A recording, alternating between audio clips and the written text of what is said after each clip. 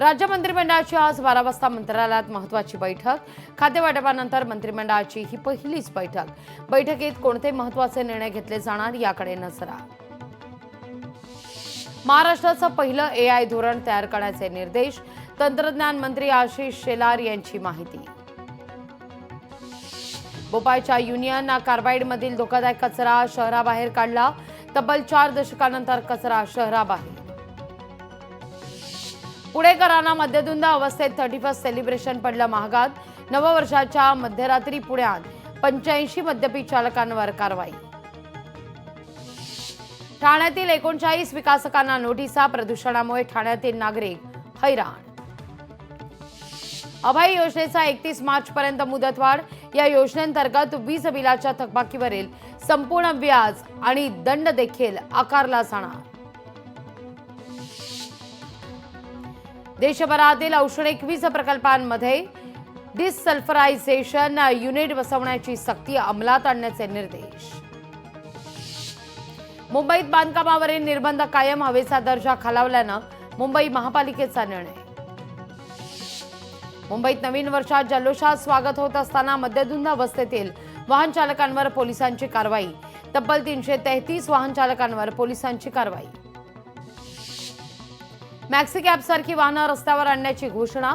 Maxi cab रस्ते सुरक्षेकरता धोकादायक। यामुळे एसटी महामंडळाची सेवा कोलमडण्याची भीती। मी पुन्हा येईन याची मी ग्वाही देतो।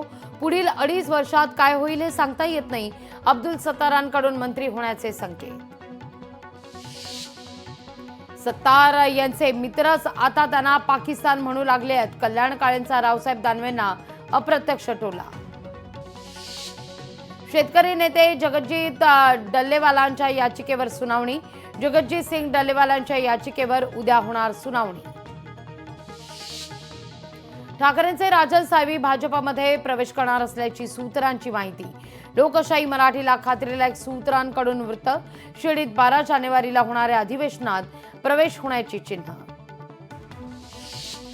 पुणे जिल्ह्याचे पालकमंत्री अजित पवारच होतील, दत्तात्रय भरणे यांचा दावा। मंत्री गुलाबराव पाटलांनी घेतलं सप्तशृंगीचं दर्शन। सप्तशृंगी देवीचं दर्शन घेऊन नववर्षाची सुरुवात।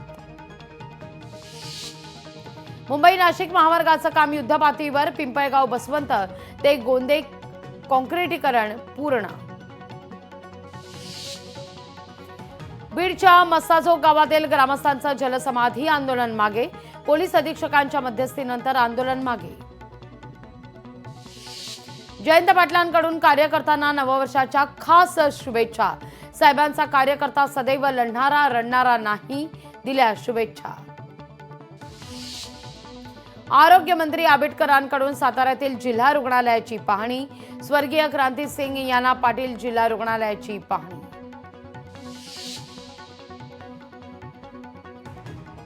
25 जानेवारीपर्यंत मराठा आरक्षणावर तोडगा काढा।